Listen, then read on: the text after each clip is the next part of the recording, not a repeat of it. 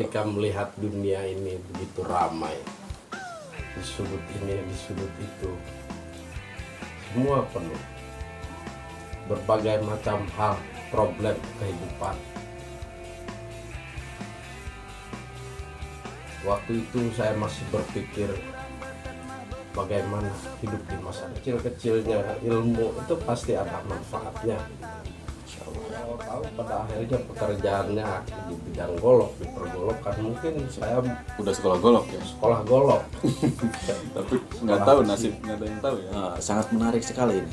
Bang Dadung menganalisa, kalau bahasa kita ya, Iya. menganalisa bahwa Presiden Jokowi itu akan terpilih gitu di 2014 dan 2019 kemarin beliau juga saya videokan.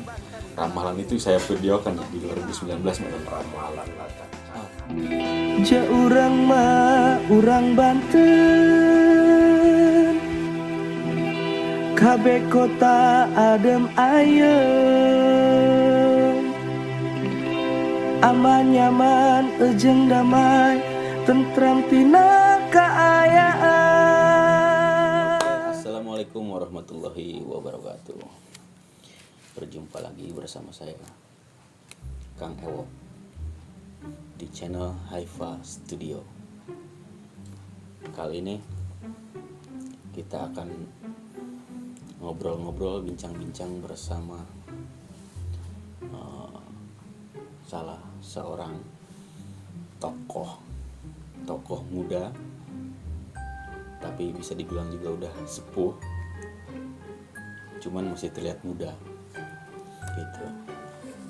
Di segmen-segmen sebelumnya kita di channel ini hostnya Kang Oji, tapi kali ini saya sendiri, Kang Ewo, akan berbincang-bincang dengan kawan lama saya di dunia lain, tapi ada di dunia nyata gitu. Siapa beliau? Beliau adalah sang empu dari Banten, pandai besi, pandai kayu, pandai apa-apa, pokoknya beliau adalah orang pandai. Sekarang kita akan tahu lebih banyak lagi tentang beliau, akan menggali cerita-cerita beliau yang sangat menarik, dan yang pasti kalian akan penasaran dengan cerita beliau. Jadi sebelum kita lanjutkan segmen ini, alangkah baiknya teman-teman yang belum subscribe dulu channel ini di Haifa Studio. Jangan lupa like, komen, dan share agar channel ini tetap produktif dan inovatif untuk kedepannya. Di samping saya telah hadir kawan lama saya yang kita masih kontekan setiap hari, setiap jam juga masih kontekan. Karena saya sama beliau ada hubungan khusus yang tidak bisa diputuskan, yaitu saya hobi yang namanya besi, golok, pisau, ataupun apa yang berbentuk besi saya hobi. Saya konsultasi sama beliau, yaitu Bang Dadung. Oke Bang Dadung, Empu Dadung ya. Silahkan memperkenalkan diri Bang Dadung. Assalamualaikum warahmatullahi wabarakatuh. Waalaikumsalam. Saya sendiri Dadung sebagai pembuat alat-alat dari besi, golok, pisau, dan lain-lain. Pada awalnya ya memikirkan ekonomi. Apa ekonomi yang dapat menghidupi, dan apa usaha apa yang tidak berebut, yang bersaingnya tinggal bagus-bagusan kualitas. Oke, itu hanya sebagai mukaddimah atau pembukaan Bang Dadung ya. karena beliau adalah seorang pandai besi. Uh, Boleh bercerita sedikit tentang pengalaman hidup yang saya dengar-dengar. Pernah mungkin Bang Dadung cerita sedikit ke saya tentang pengalaman hidup dari mulai sekolah terus berangkat ke Jogja, ke Jawa, entah kemana gitu, mengembala jadi musafir atau apa. Pernah mungkin ada cerita menarik dari Bang Dadung? Ya ada. Apa tuh? Ketika melihat dunia ini begitu ramai,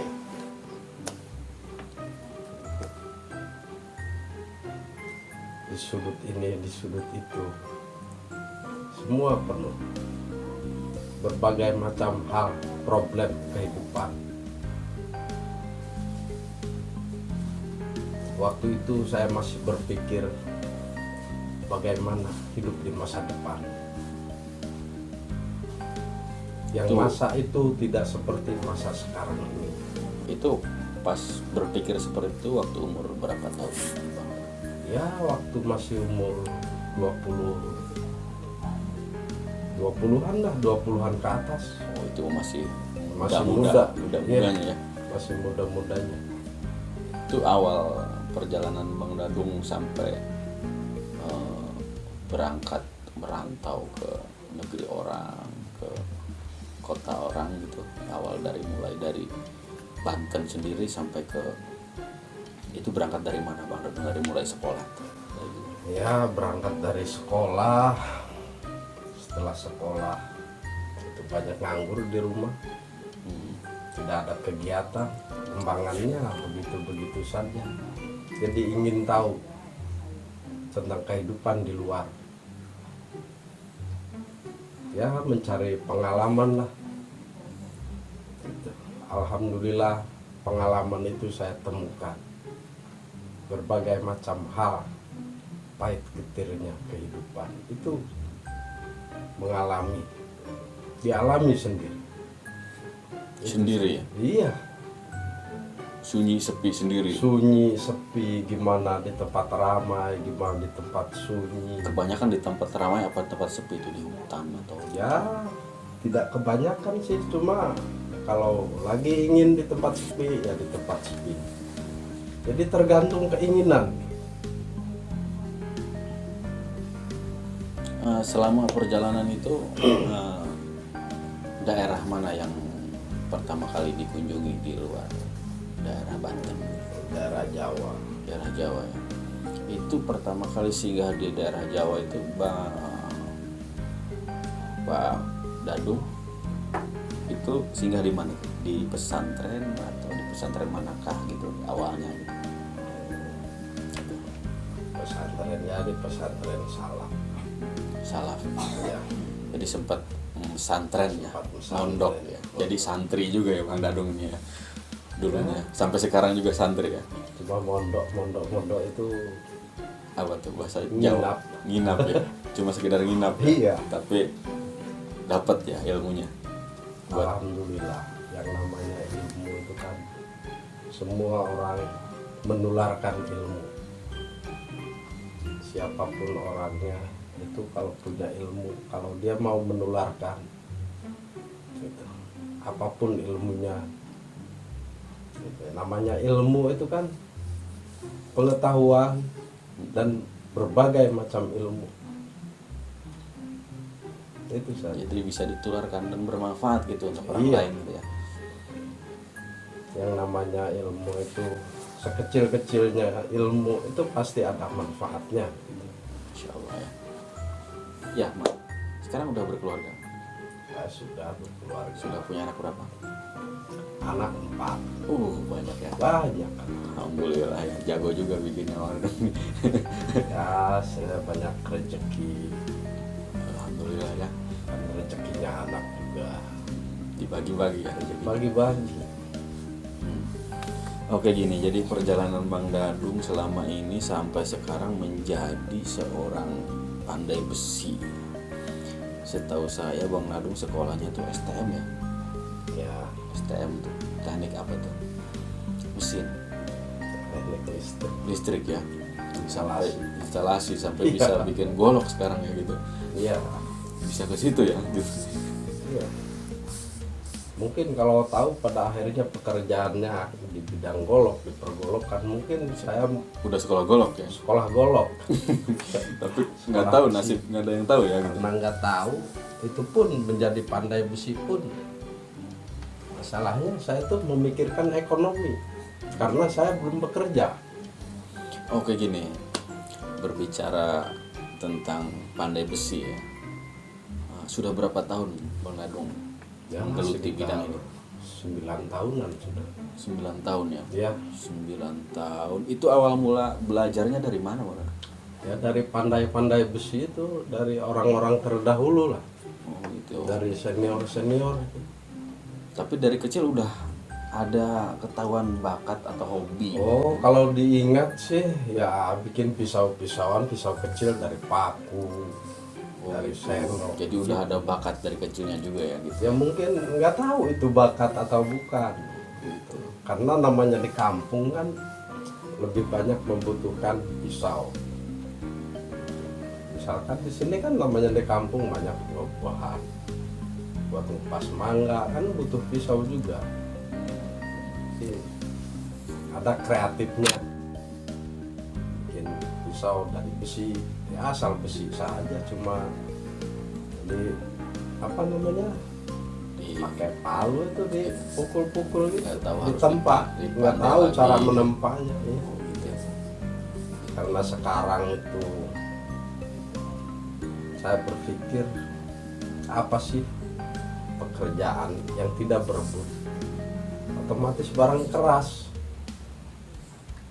Jadi persaingannya rada susah gitu, jarang yang Iya, bisa gitu. tidak semua orang bisa, dan juga kan keras besi. Perlu kesabaran. Pada awalnya sih saya mengingat itu apa, usaha pekerjaan ini apa. Nah terus saya tuh ingat waktu perjalanan ada seseorang yang memberikan saya itu sebuah besi, bijinya biji besi, Biji besi. sebesar biji asem. Biji besi. Asam, ya. iya, asam hitam itu, asam gunung sebesar itu, dan satu bilah keris kecil. Waktu itu saya belum tahu apa sebenarnya, untuk apa gitu. Toh hanya sebuah biji besi. Nah ketika saya sudah di rumah, saya ingat kata-kata yang memberikan biji besi dan sebilah keris. Kalau sudah di rumah, sudah berumah tangga, keris harus dikasih sarung. Waktu itu kan dikasih hanya bilahnya doang, tidak ada sarungnya, tidak ada gagangnya. Terus saya pikir-pikir, biji itu kan buat bibit ya, untuk ditanam, untuk ditanam, untuk diolah, untuk dikembangkan. Nah akhirnya saya coba kasih sarung bisa, kasih gagang ya bisa, sejadinya. Nah dari situ ada orang yang nyuruh ngongkon kasih sarung golok. Kalau bahasa Bantennya ya. Iya, bahasa Ngongkon. Bantennya ngongkon. Nyuruh gitu kan. Iya nyuruh, istilahnya kuli lah kita itu. Tolong dong Masih kuli, iya. buatin pisau apa golok ngongkon gitu ya. Ngongkon. Ngongkon kalau Ngongkon. bahasa sini ngongkon saudara-saudara. Gitu. Ketika dikonkon, waktu itu pertama dapat upahan bikin sarung golok, gagang golok, itu pencetak bata. Pencetak bata. Iya. Upahnya itu tukar dengan ayam sejodoh, ayam Bangkok yang sejodoh. Upahnya. Masih kecil, masih sedang lah. Dan itu bisa dijual ya ayam itu ya. Bisa dijual, juga bisa diternak, bisa banyak, Lebih banyak lagi. bisa lebih banyak lagi. Nah dari kerajinan saya tuh jadi ya lumayan lah, pantas dilihat, pantas dipandang, enak disandang. enak dipegang gagangnya itu. Akhirnya tambah. Nah terus saya kepikiran pengen jualan golok karena banyak orang nanyain. Akhirnya saya beli ke Pandai sambil belajar. Jadi mengerti caranya menempa, membakar, penyipuhan, dan finalnya itu poinnya itu bikin golok itu semua orang itu mungkin bikin bentuknya itu bisa. Tapi untuk penyepuhan itu butuh keseimbangan. Kalau nggak seimbang itu bisa bengkok, bisa pecah. Nah, sedangkan unggul-unggulan artinya yang bagus itu sepuhan tuh ya seperti kata sepuh. Artinya yang semakin tua semakin kuat, semakin tajam. Nilai ketajaman itu dari tuanya sepuhan. Lagi kalau buat sembelihan harus tajam. Sembelih ya. Iya, Harus benar-benar tajam. harus benar-benar tajam. Sepuhan harus benar-benar Itu tua. syarat khusus untuk menyembelih Iya, supaya halal ya. supaya halal dan supaya enak harus ramping, harus tipis, biar sekali gerak aja geser itu langsung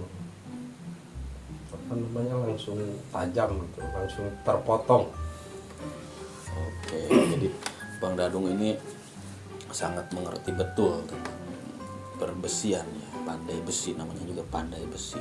Dari mulai cara membuat golok, bahkan sampai cara menyembelih juga beliau mengerti gitu kan. Bahkan beliau udah bisa membuat serangkahnya ya, apa sarung, gagang, goloknya juga udah mahir betul gitu kan. Entah belajar di mana atau otodidak atau yang pastinya kalau pandai besi beliau pasti ada gurunya gitu, ada yang menurunkan gitu. Karena di perjalanan beliau selama berpuluh-puluh tahun ya sampai menemukan bisa menjadi seorang pandai besi gitu. Dan sekarang yang saya tahu udah banyak yang datang ke sini untuk membuat golok gitu atau memperbaiki golok yang udah rusak gitu. Dari mana-mana ya Bang Dadung ya. Iya. Itu udah dari mana aja yang datang ke sini? Ada online juga udah pernah ya? Pernah Online juga ya. Dari Jogja udah. Datang ke Banten sini ya. Iya, Goloknya ya. jadi sambilan gitu loh. Kalau dari daerah-daerah sini banyak ya di sekitar tetangga atau dari tetangga kampung, tetangga desa itu ada. Ada banyak. Kalau bisa diingat nggak tuh berapa banyak golok yang udah dibuat Bang? Oh, udah nggak saya catat masalahnya jumlah yang keluar, golok yang keluar dari sini. Justru saya aja udah berapa nggak tahu saya. Sampai lupa. Saya aja lupa beli, udah pernah Lupa, bikin berapa udah. ya Bang Dadung? Iya banyak sih karena laku dijual kan. Ya alhamdulillah gitu loh, nggak memalukan. Bisa dimanfaatkan ya. Ya, Gitu. banyak manfaatnya lah. Cuma ya yang penting asal jangan salah guna. Gitu. Jadi sedikit menyinggung yang lain nih Bang Dadung, dari keluar dari golok mungkin ya. Ya, Apa-apa ya. tak. Karena yang saya lihat tuh ada badak cuma satu, terus ada apa ini Bang Dadung? Oh itu bedogol pisang kalau orang sini, kalau saya sebutkan itu bedogol pisang. Oh, jadi keras gini ya, pisang padahal ya. Iya, bisa keras, bisa seperti tulang kalau udah kering. Oh gitu ya. Jadi suka yang barang-barang yang antik ya Bang Ya Dadung? antik gitu, Antik jadi yang jarang dibikin orang. Tapi nggak ada itunya apa, pengaruh mistik apa gitu yang nggak ada ya? Pengaruh mistik itu kan yang tidak diketahui. Tidak Rahasia, diketahui. iya, Iya. namanya mistik itu. Mungkin ada yang dirahasiakan dari Ya cuma sugesti. Itu Sugesti kan ya? pisangnya pisang kelutuk. Kelutuk itu kan apa kelutuk yang berbiji. berbiji ya. Iya kayak batu, pisang batu. Gitu. Bongkotnya juga kan yang bahan bibit untuk tumbuh. Cuman selama ini Bang Dadung ya, Ya. ada nggak sih cerita-cerita yang di luar nalar gitu yang ada mistik itu di pengalaman Bang Dadung atau ketemu atau pernah dalam mimpi atau dalam apa gitu kan, cerita-cerita yang Ya seperti itu. pernah sih, ceritanya jalan-jalan dia, ya katakanlah di mimpi ya, Di mimpi ya. Tapi masukkanlah katakanlah itu mimpi, mimpi ya, meskipun itu nyata ya. nyata atau tidak, tapi yang namanya impian itu kan seolah-olah kejadiannya itu nyata gitu. Iya. Dan itu jelas. Begitu jalan-jalan ceritanya, jalan itu naik sampai ke puncak gunung. Dari puncak itu turun sedikit, turun lagi. Di situ ada sebuah tempat seperti tempat suci gitu. Nah di situ ketemu orang tua dan dia berkata, oh ini tukang sapu. Iya, akhirnya di situ dalam kejadian itu saya cium tangan. Saya bilang assalamualaikum, waalaikumsalam, cium tangan.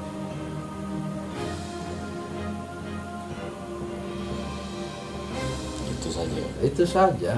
Tapi Jadi ada nggak nggak yang aneh. cerita aneh dalam hidup Bang Dadung selama cerita yang aneh di nyata gitu, cuman cerita yang dalam pengalaman Bang Dadung itu keanehan. Oh, pengalamannya ketika bakar besi.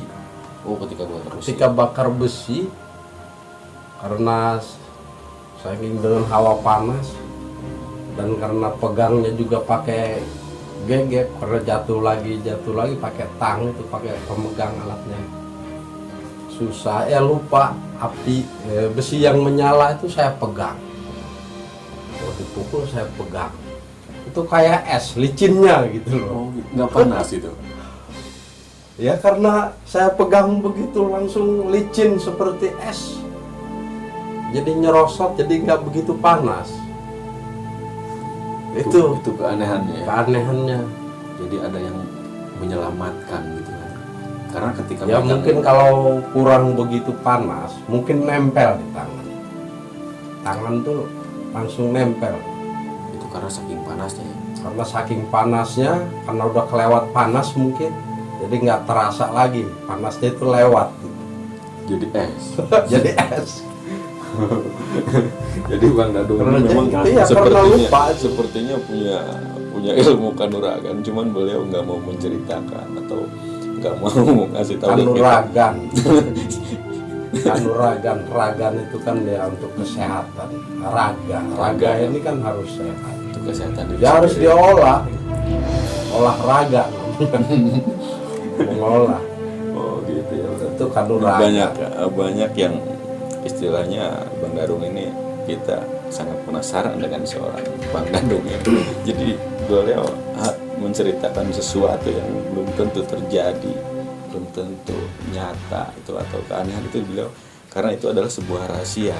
Jadi tidak bisa diceritakan dengan kata-kata ya. Bang Kalau Dadung. diungkapkan dengan kata-kata kan hal seolah-olah yang tidak bisa dilakukan dalam kenyataan. Tidak bisa dilakukan oleh semua orang namanya. Ya banyak sih orang yang bisa seperti itu, tapi kan itu kan pengalaman. Cuman kadang orang kayak gitu kadang dibuat-buat gitu Bang ya. Dan keanehan bahkan sampai manggil apa-apa gitu kan. Ya manggil ya memang manggil pun dipanggil bisa saja, itu kan dimensi lain. Versi lainnya. Iya, dimensi lain. Kalau gaib kan itu udah gaib, namanya juga gaib. Itu ada ya yang gaib-gaib itu pasti ada. Ya, seperti dalam ajaran ada lahir, ada batin, ada hadir, ada goib, berpasangan gitu. Karena kita akan menemukan hal gaib itu nanti di kemudian hari. Ya kalau ingin tahu kegoiban, ya pelajarilah tentang goib. Gitu. Semua kan kita mempelajari 1+1 saja, ada yang mengajari. Ya, kalau tidak kita pelajari mana mungkin bisa.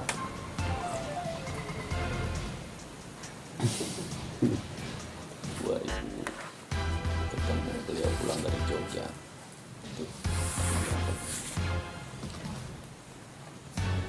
Itu kesini bulan 96 kali 96. 96 ya. 2000-an 2006 ya. 2006 Bang Nadung pulang membawa istri di sini. Yang saya tahu Bang Nadung tuh hidupnya tinggalnya di hutan, bikin rumah di hutan gitu kan. Jadi seperti apa ya? ngadem Ngadem. itu kan enak di tempat Ngadem, sepi jadi itu tempatnya sunyi. adem. Merasakan kesunyian itu ya seperti itu. Gitu ya, sempat dulu ya rumahnya dibakar juga sama anaknya. Itu gimana ceritanya Bang Nadung? Ya dibakar ketika ibunya lagi bersih-bersih di luar, anak masuk. Bakar rumah. Iya. Jadi rumah ya terbakar semua. Namanya anak kecil ya. Ya namanya anak kecil masih untung lah anak tidak terbakar. Kalau orang Indonesia mah ada untungnya terus ya.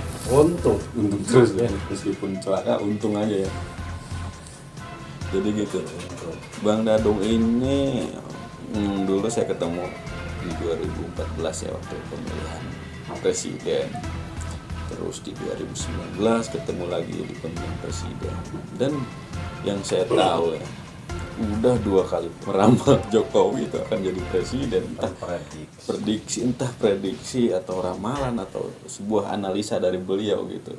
Saya juga merasa ada apa gitu dengan bisa sampai menganalisa ke sana itu.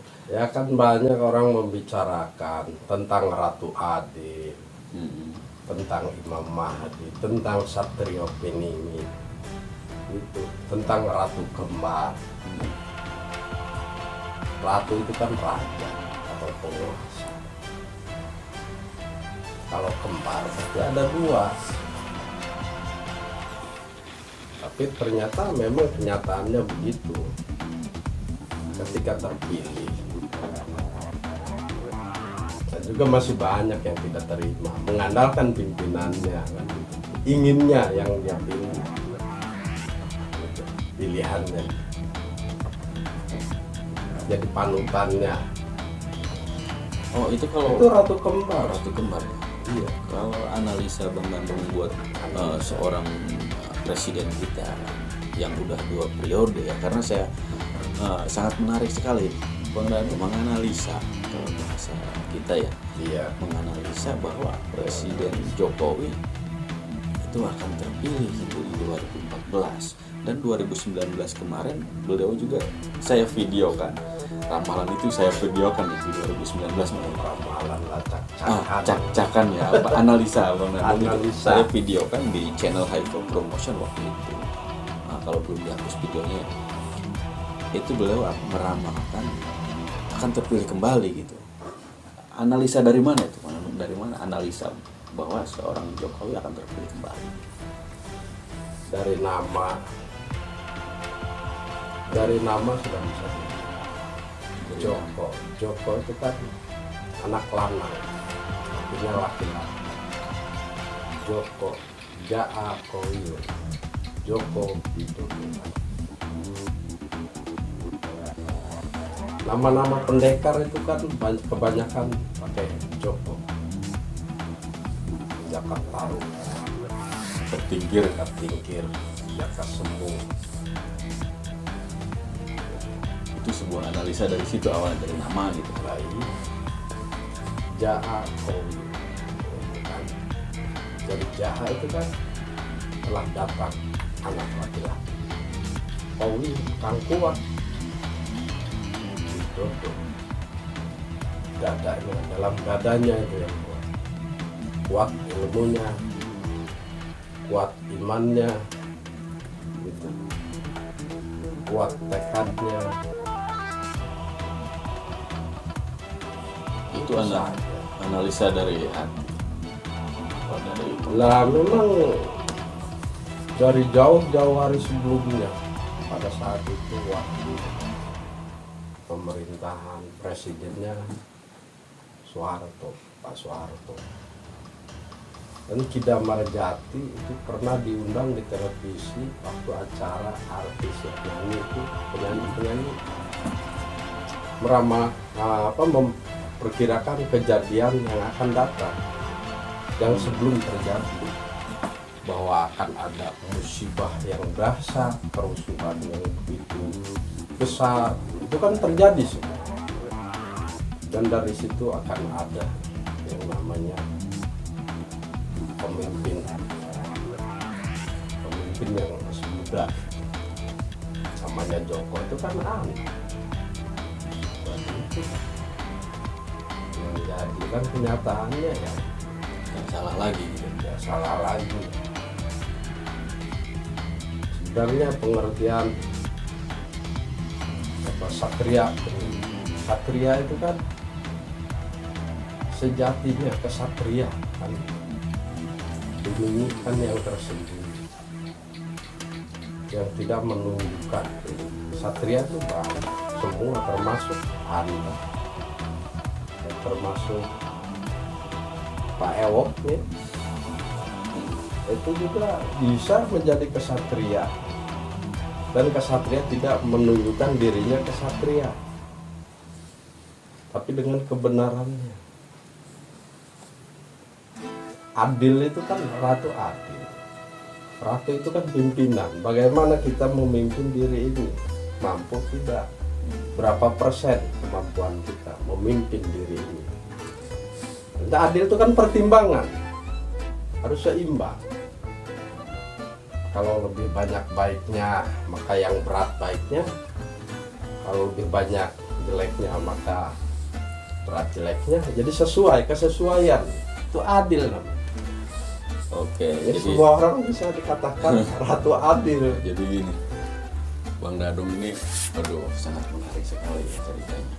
Jadi beliau bisa menganalisa dari pengalaman beliau justru gitu kan. Saya datang ke sini dari kemarin sebetulnya kan saya di Bang dulu. Ya, karena waktu itu sudah menganalisa seorang pemimpin bahwa dia akan jadi. Soalnya bukan kali ini saja beliau menganalisa, bukan hanya seorang Jokowi, bahkan lurah juga dia menganalisa siapa nih. Lihat dari sepak terjang timnya ataupun dari calon itu sendiri, dia melihat analisa itu, dan itu terjadi di kelurahan di sini juga. Beliau menganalisa bahwa dia akan dapat gitu kan, akan jadi seorang pemimpin gitu, seperti itu. Jadi ini sangat menarik sekali. Kira-kira Bang Dadung nih, Ya. saya pengen dianalisa nih setelah ini. Kalau saya nyalon lurah atau dewan itu bisa nggak itu Bang Dadung kalau dianalisa nih sekarang? Ya siapapun bisa Bisa, nyalon. Iya. Kalau nyalon, kira-kira kalau saya nih nyalon lurah gitu di desa ini, desa Tanglayam gitu, itu dapat nggak kira-kira? Ya untuk nyalon dari desa itu bagaimana kedekatan dengan masyarakat. Itu analisa yang pasti kan? Yang pasti Ya. Kalau dari yang lain, dari nama atau dari itu, ada nggak sosok pemimpin dalam diri saya gitu? ya ada. Ada ya? Ada. Tapi kan semua orang juga punya sosok seperti itu. Iya, betul itu. Tinggal keberuntungan aja. Mana yang keinginannya paling kuat. Ya, kalau memang ingin menjadi dewan atau lurah nih. Contohnya lurah. Contohnya Contohnya. menjadi lurah. Ya keinginan itu harus diperbesar. Gitu ya. Kalau keinginan itu sudah kuat, maka akan menjadi tekad. Ingin mensejahterakan masyarakat gitu. Iya. Ingin memajukan desanya gitu ya. Iya. Itu sebuah keinginannya gitu kan. Iya, sebuah keinginan. Nah, maka dari situ karena punya keinginan seperti itu, karena keinginannya kuat, ya uji coba, mampu nggak kita menjadi seperti itu. Jadi, kita harus diuji dulu. Kalau ingin tahu kemampuan diri sendiri, ya harus kita menguji. Adakah ketulusan untuk mensejahterakan, Gitu ya. mampukah tidak, Gitu ya. Dari segi apa yang dapat diberikan, Dari ya harus segi- sesuai. dari segi finansial, dari Iya. segi materi, apapun itu ya. Apapun itu ya harus ada persiapan. Kalau memang belum mampu, ya bagaimana caranya supaya mampu, ya dipelajari lagi, diperdalam lagi. Kalau memang tekadnya itu, kalau nggak punya tekad ya buat apa? Gitu kan. Bagus sekali ya analisa yang ini Bang Dadung ini analisanya dengan bukan dari analisa ramalan yang tidak semestinya, mungkin yang tidak bisa dimasuk akal. Beliau menganalisa itu lihat dari perjalanan sosok seorang pemimpin itu sendiri, ya, sesuai kenyataan ada yang ada di masyarakat gitu. Itu yang dianalisa oleh Bang Dadung. Kira-kira kedepannya seorang pemimpin besar kita nih, seorang presiden, apakah dia akan lanjut ke periode berikutnya ataupun akan berhenti sampai di periode kedua? Itu ada analisa lagi nggak kira-kira? Ada programnya seperti itu. Jadi 2 periode kan, bisa 3 periode. Kalau 3 periode bisa, ya mungkin saja. Karena apa, sejarah itu apa istilah kejadian sejarah itu kan kejadian di masa lalu, istilahnya agenda kehidupan, agenda kenegaraan. Tapi yang akan menjadi kan pasti orang yang mampu. Bagaimana kesulitannya di masa ini. Sebenarnya kita ini udah maju. Harus bangga, sebenarnya harus bangga sebagai bangsa Indonesia. Kita ini kan negara kaya sebenarnya. Dibanding negara luar ya udah beda jauh. Sebetulnya begitu. Apa yang nggak ada di negara kita? Apapun ada. Iya. Tapi ukuran kaya itu mungkin tergantung melihatnya ukuran kaya dari mana. Istilah orang luar kan begini, waktu adalah uang. Ya. Berarti telat saja waktunya, kita punya uang ya. Seperti itu. Sedangkan di kita santai, bersahaja. Layaknya orang kaya ya. Iya. Bersahaja saja, nyantai-nyantai aja bisa dapat uang. Istilahnya saja udah waktu adalah uang. Itu. Jadi orang Indonesia itu suka nyantai-nyantai. Ya? Berarti di sana susah dong. Kalau telat saja. Itu. Berarti ukuran kekayaan di negara kita itu bisa santai ya? Bisa santai. Dan juga memang ya semuanya kaya negara kita itu. Dari tambangnya, dari apa. Mantap. Ini Bang Dadung nih, dalam hidup saya pernah menemukan sebuah keanehan. Ya. Ketika saya berangkat, saya ingin menanyakan. Saya udah beberapa menanyakan kepada teman-teman, dan hasilnya itu tidak sesuai dengan akal pikiran saya, nggak terima gitu. Saya pernah berangkat waktu itu ke Jakarta. Ya. Berangkat ke Jakarta. Saya nggak izin lagi ke orang tua. Dan ada di situ waktu itu ada nenek saya sudah meninggal ya. Sudah meninggal ceritanya, nenek saya sudah meninggal.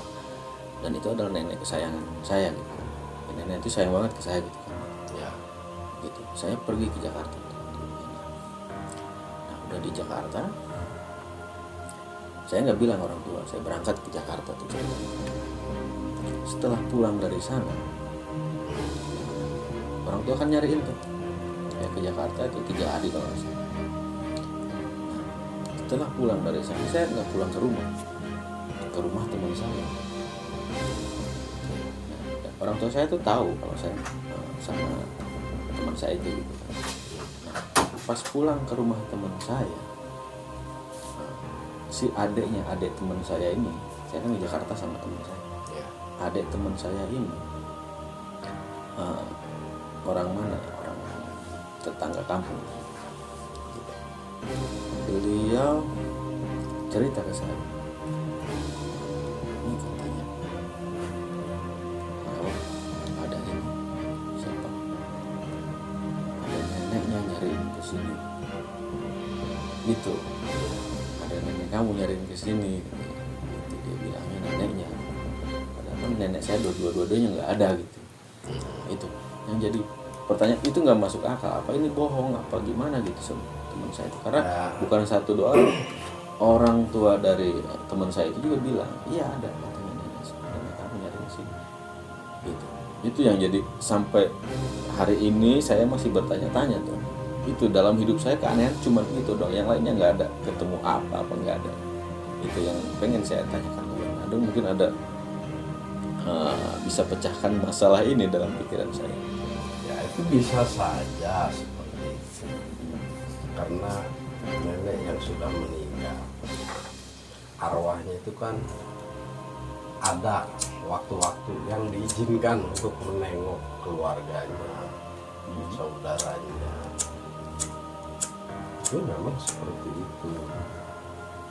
Dan kenapa itu bisa terlihat? Manusia itu kan ada antara sadar dan tidak. Mungkin pada saat itu dengan adanya itu, jadi kesadarannya itu turun, jadi keseimbangan, ada keseimbangan, jadi terbukalah loh sadar Dari orang itu ya. iya, Karena di antara celah itu. setelah itu terjadi, saya menanyakan ke ibu saya gitu kan, apakah dia ke rumah teman saya ini, nanyain saya gitu. Ternyata nggak ada, siapapun nggak ada, ke bibi saya nggak ada nanya gitu. Ternyata yang datang nenek saya itu bilangnya gitu, nanyain saya udah pulang belum gitu. Iya. Gitu. Ya mungkin karena tahu neneknya itu ketika menengok ibu anaknya gitu, karena anaknya itu sangat khawatir sama anaknya, akhirnya neneknya yang menengok Gitu. khawatir sama cucunya. Dan itu bisa terjadi Berarti ada karena ada izin, ada waktu-waktu yang diizinkan gitu untuk menengok. ada waktu Ya. diizinkan. Ada. Jadi pemirsa Haifa Studio dimana kita berada, jadi di dunia sana mereka masih ada hidup kembali gitu ya. Ada waktu-waktu yang diizinkan untuk menengok keluarganya gitu. Jadi alangkah baiknya ketika pas keluarga kita yang sudah nggak ada, pas dia menengok, kita sedang mendoakan beliau gitu ya. Maka dari itu, karena kita kan tidak tahu kapan beliau akan menengok kita, jadi lebih baik kita mendoakan beliau setiap hari ya, gitu. Karena kita tidak tahu kapan dia akan menengok kita. Iya, ada waktu-waktu. Ada waktu-waktunya. Jadi karena kita ketidaktahuan kita kapan akan menengok, Ya seperti yang harus umum itu kan kita di malam setiap Jumat. kita harus setiap malam ya untuk Iya. mendoakan mereka kalau Karena bisa gitu belum kan, tentu di waktu-waktu itu. gitu ya. Jadi kalau misalkan kita setiap hari mendoakan beliau, ngaji setiap habis sholat gitu kan, ya satu waktu dia akan pas waktu itu pas nengok kita sedang mendoakan beliau gitu kan, dan ngaji gitu kan, seperti itu ya. Jadi bagus juga gitu ada waktu-waktu tertentu yang diizinkan untuk menengok kita, karena itu sangat berpengaruh buat kita untuk kita lebih beribadah lebih giat lagi ya. Iya. Seperti itu ya Bang Adung ya. Kesimpulannya mungkin seperti itu Ya jariahnya kan anak soleh soleha. gitu ya. Jadi karena ada dua ya, Iya. waladun solihun sama apa tuh, sedekah jariah gitu, amal yang mengalir ya. Amal yang mengalir. Meskipun udah meninggal, Iya. itu tetap mengalir ya, dari doa anak yang soleh sama sedekah jariah yang udah Iya. pernah dilakukan semasa Kita hidupnya nggak gitu ya. soleh, jadinya salah. Gitu kan. Sangat bersedih mereka menengok kita ya. Sedih lah. Oh anak turun saya seperti ini. Gitu. Bersedih. Oke pemirsa Haifa Studio, karena mungkin waktu ya yang terlalu lama, ini ada segmen berikutnya mungkin akan ngobrol dengan Bang Dadung nih, masih banyak banget yang kita gali dari beliau karena susah sekali untuk menggali ilmu beliau ini. Tapi sedikit kita menyinggung beliau dari masalah pandai besi, sedikit beliau menceritakan cara-cara membuat golok juga bisa dia menceritakan. Mungkin nanti kita akan ada tutorial membuat golok mungkin ya. Mungkin di itunya cara membuat pisau yang bagus seperti apa gitu kan. Nanti kita akan ada segmen kesana nanti dengan Bang Dadung ini. Jadi agar kalian bisa terus menyaksikan video ini, kalian subscribe, like, komen, dan share. Tentu loncengnya agar ada notifikasi pemberitahuan bahwa video berikutnya sudah kita tayangkan seperti itu, pemirsa. Oke, terima kasih Bang Dadung atas waktunya. Mohon maaf kalau ada kata-kata yang kurang berkenan dari saya, Kang Ewok dari Haifa Studio. Saya mohon maaf. Bang Dadung silahkan untuk pamit sama Haifa Studio. Terima kasih dari saya. Mungkin ada pesan-pesan terakhir Pesan dari saya. Pesan. Belilah golok saya. Oh itu ya, intinya itu ya. Itu Oh iya, biar lupa tahu saya, teman-teman. sebenarnya Jadi bukan kalau cuma katanya. dengan katanya ya, jadi Iya. kalau mau pesan golok silakan hubungi Bang Dadung. Facebooknya apa Bang? Facebooknya Paron Geni. Paron Geni. Apa tuh Paron Geni artinya? Paron itu Bagian geni api ya. api. Bagian api ya. Yang Iya. dipegang Bang Dadung adem tadi ya. Ini megang api aja dia dingin gitu. Aneh gitu pokoknya. Jadi kalau kalian pengen ketemu Bang Dadung dan memesan golok bikinan dia, silahkan hubungi nomor ini di bawah ini. Nanti kalian bisa pesan pisau atau golok untuk sembelih atau untuk kegunaan lainnya. Itu saja mungkin dari kami. Semoga video ini bermanfaat. Wabillahi taufiq wal hidayah. Assalamualaikum warahmatullahi wabarakatuh.